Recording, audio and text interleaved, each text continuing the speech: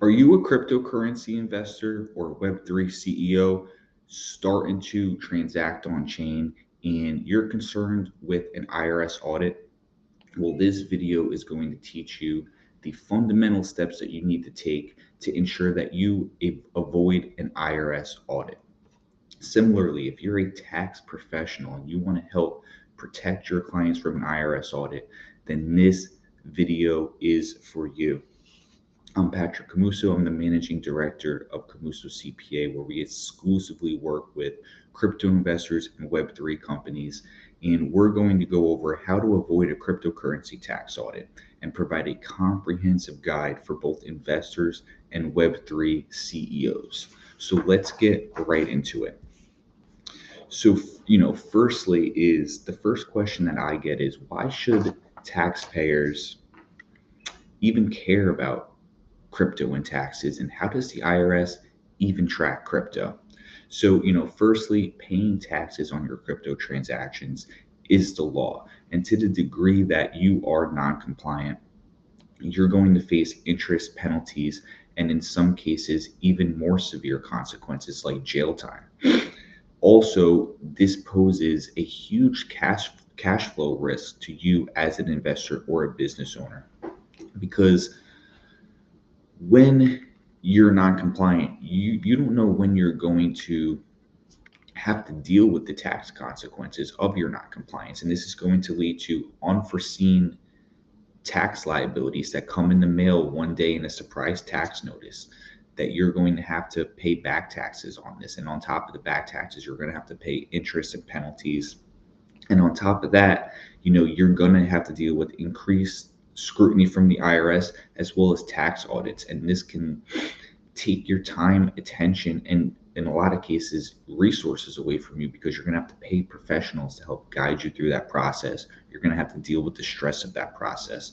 So the last thing anyone wants is the IRS coming down on them for their crypto transactions. It's going to hurt your bottom line, and it's also going to hurt your focus, and it's going to consume your time and energy. Now, what we hear a lot is, does the IRS even understand crypto? Is the IRS focused on crypto? The answer is yes, and there's a few things that I want to point out here. Firstly, it's that when you're transacting on the blockchain, in most cases, you're transacting on a public immutable ledger. This means that once you complete a transaction, that transaction is going to be there in perpetuity. And a lot of people believe that, if you're transacting with a non-custodial wallet, that this isn't tied to your identity, that it's anonymous. It's really not anonymous, it's pseudonymous. And that is a big difference.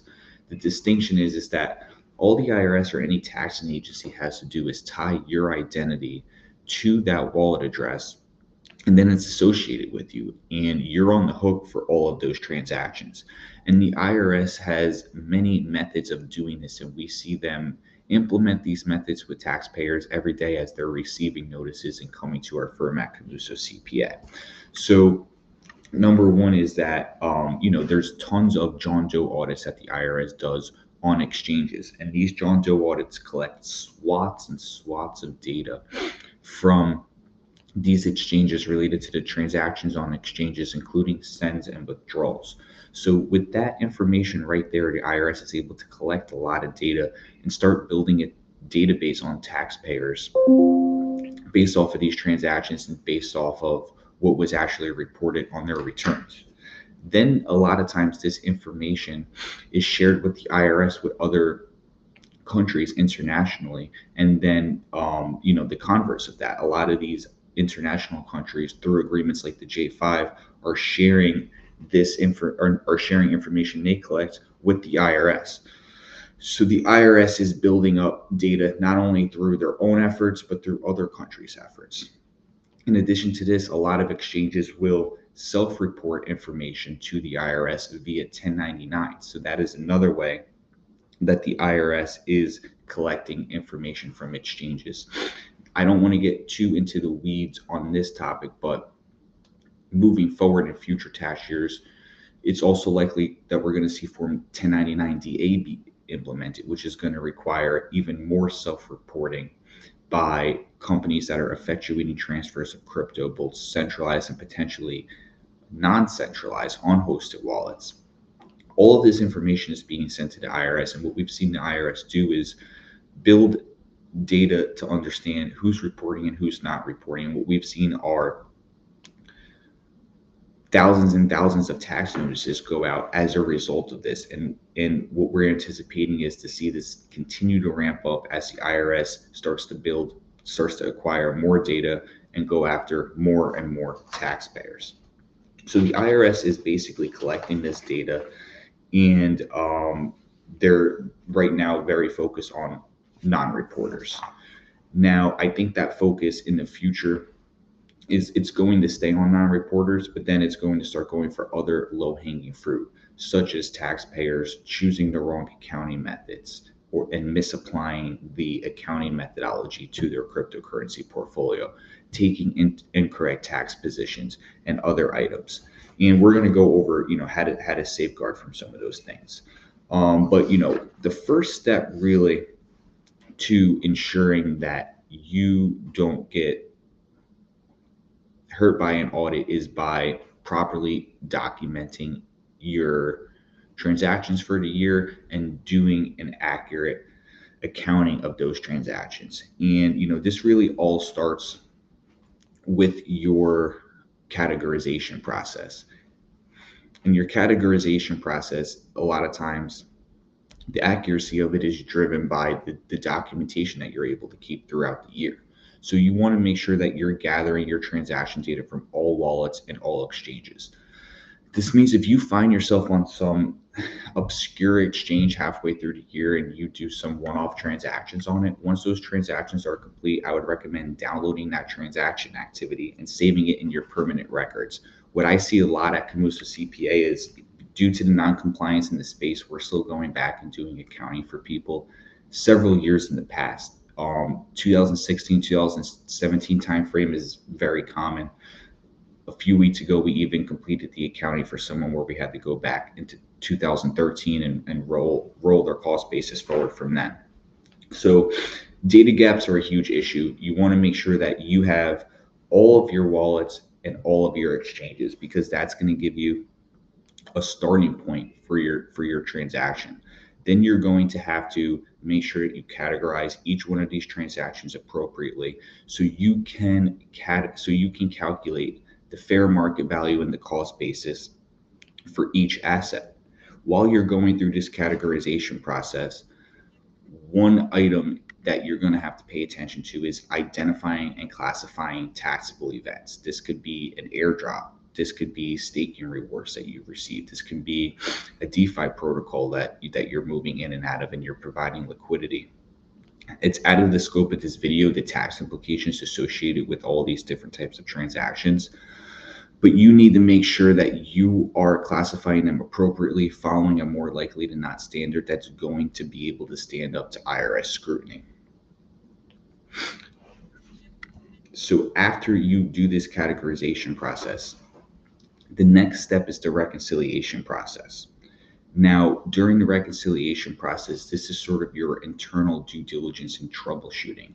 None of these cryptocurrency accounting tax softwares, as much as they're needed, none of them are plug and play, meaning you're not going to be able to take your changes and wallets and just pop them into one of these softwares and get an accurate result. If you do that, you're likely going to be misstating a lot of your positions, which can lead to an audit risk for you or lead to you possibly overpaying in taxes.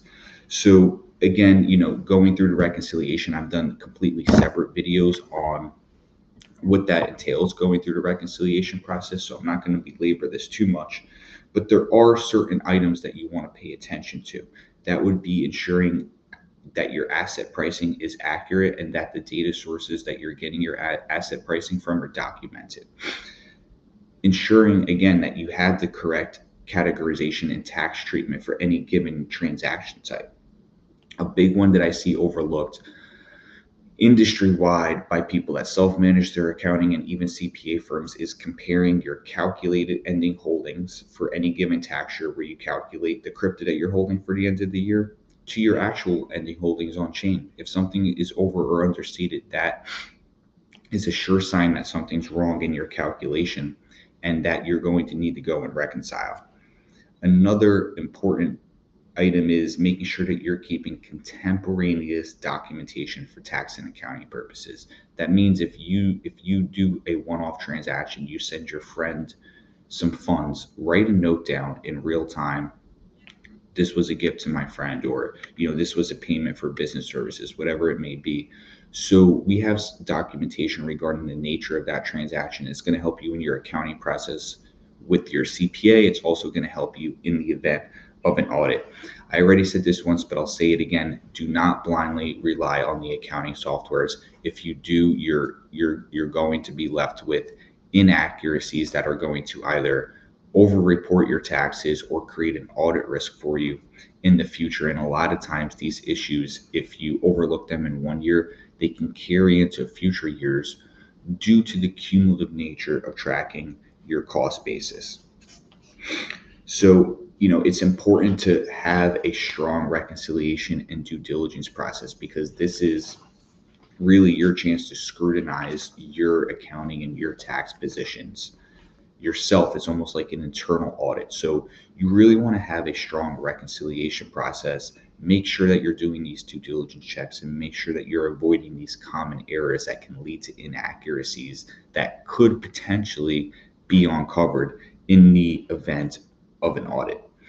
So, one big item right now, like I said, the lowest hanging fruit for the IRS are people not reporting. And the IRS is collecting data and going after these individuals that are not reporting. And I expect to continue to see that. Another area that I believe after non-reporters is a low-hanging fruit for the IRS are people that are incorrectly applying tax positions to their portfolio. And there's one in particular, and that is their accounting method selection.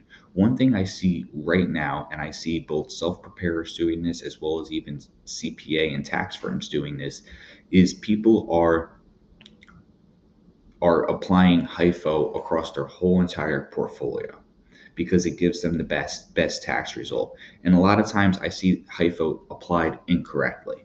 The accounting method for cryptocurrency that's required is FIFO. Specific identification is allowable in certain circumstances when certain conditions and documentation are met. What I see, a lot of people are applying HIFO under the guise of specific identification, and they're simply not meeting the requirements for specific identification. So this is something that you want to be very careful with, is making sure you're applying the correct accounting method. I don't want to really get into the weeds on this too much, but at a high level, what you're reporting to the IRS regarding your accounting method needs to match your flow of funds on chain. And if you want to claim specific identification, it's best practice to segregate your tax lots into different wallets so you can create an actual audit trail to substantiate your accounting method, which in this case would be specific identification. So this is something that you want to be careful with, because it's as simple as the IRS sending a tax notice asking what accounting method you're using. And then if this is being misapplied, I believe it's going to be an easy opportunity for an audit. In some cases, if you're really scrutinizing Form 8949, you could even back into figuring out what accounting method someone is utilizing. So just because this isn't disclosed doesn't mean that it's not going to be deeply considered. So in terms of the documentation, what sort of documentation are you going to need to save for audit purposes? So you're going to need a few things. Firstly, you're going to need an audit trail that shows the flow of funds starting from your first transaction through every transaction, for where you purchased it, where you transferred it to, where you eventually sold it, where you eventually spent it. This audit trail will show the full flow of funds for each step of your transactions for any given asset. And this audit trail should trace through to your gain loss report, to your income reports, to your cost basis report, basically anywhere that your asset goes. Consolidated transactions. You want to save a full consolidated history of all your transactions.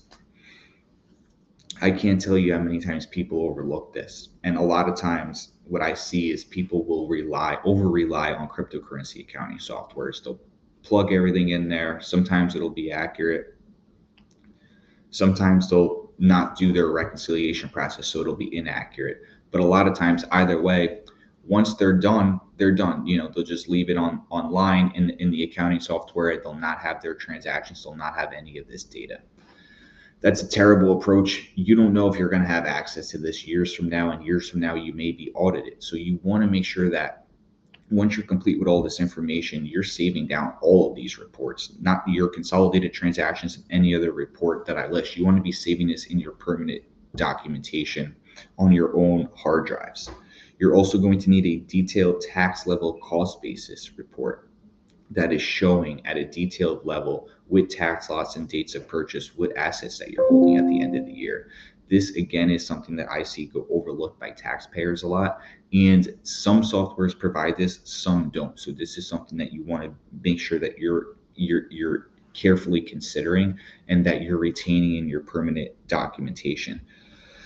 And I mentioned this before, but this is something you'd want to also save in your permanent documentation, and that is contemporaneous documentation associated with any transactions that you've accounted for. But also, if there's a transaction with an unclear tax result related to it, you want to document your rationale and reasoning for the tax position that you took, and also save this in your permanent documentation so you can show that you took a reasonable, well-documented approach to any tax position that you took on the return when you file it. For Web3 companies that are booking journal entries from their subledger to their general ledger, you're going to want a unified set of accounting with journal entry documentation as well. So, this isn't an exhaustive list, but this is a short list of some of the documentation that you're going to need for tax and audit purposes. And you want to, again, make sure that you're saving this in your permanent documentation so you're ready when an audit comes, which could be years from now. Maintaining a sophisticated record keeping system is extremely important. So like I said, you do want to leverage these cryptocurrency accounting softwares, and there's many of them out there. You do want to leverage them. They're going to help streamline your accounting process. They're going to enable you to create proper audit trails and just help you with documenting all of your transactions appropriately. But again, they're not plug and play, and they're not to be relied on for their accuracy related to the accounting, related to the tax positions that are suggested, or overall to even save your data. So you want to use these systems appropriately, but not rely on them too heavily to the point where it can damage you in the event of an audit. Another big issue to consider is your tax positions. We already discussed this a little bit related to the accounting, to the tax positions related to the accounting method that you choose. And this is one good example of how crucial it is to work with a tax professional that understands the intricacies of digital assets and can get into the weeds with you when it comes to things like selecting your accounting method on an asset by asset level, giving you an informed perspective on what's required from the IRS, both from a documentation standpoint and also from the perspective of how you're managing your flow of funds on chain. But this is one of many tax positions that needs to be considered, depending on the types of transactions your Web3 business is participating in, or depending on the protocols or type of assets that you're investing in. There can be a lot of tax questions that arise regarding the treatment of certain transactions, regarding the timing of income, timing of capital gains, taxability of certain transactions. And I see all the time people coming to my firm at Camuso CPA who have worked with tax advisors and CPAs that don't necessarily understand the intricacies of whatever the detailed scenario is. They don't understand how to apply the cost basis to a specific asset. They don't understand a specific protocol, or they don't understand a specific asset or a certain way that a Web3 company's transactions are taking place. or they don't understand how those transactions relate to the tax code. And what'll happen in a lot of cases is there'll be a wrong tax position that's taken. And, this creates a huge audit risk because this can lead to adjustments during the audit, and it can hurt you for that tax year. But also, what I find is that not only can this hurt you for any given tax year, but these decisions are going to factor into your ending cost basis calculation, and this can roll forward into future years and hurt you in future years as well. So it is extremely important that you take the correct tax positions on your return, and that these positions are informed by qualified tax professionals that not only understand the tax code, but understand the nuances of whatever your specific transaction is related to the asset, protocol, transaction type, etc. So, and then again, you want to make sure that you're documenting these tax positions contemporaneously, especially if there's a gray area. You want to list your rationale and reasoning for arriving at a tax position and why it's more likely than not to stand up to an audit. So, the last thing I want to point out is that the regulatory environment related to digital assets is moving at a very quick pace. And I already alluded to this a little bit. We're going to see big changes be implemented with the proposed broker regulations here in the future. We're also going to see tax changes related to how taxes are applied to NFTs in a lot of cases in the future. And there's going to be a lot of new regulatory developments in the short term and both in the long term related to digital assets. So that's why it's also very important to stay on top of the changing regulatory environment in order to understand how does this impact you from a tax and accounting perspective, because one tax law change can change your whole entire portfolio or your whole entire business in terms of how you're conducting your accounting and your tax projections and tax reporting. So the last piece of advice I would leave would be to stay on top of the tax changes and understand how they relate to your portfolio and your taxes.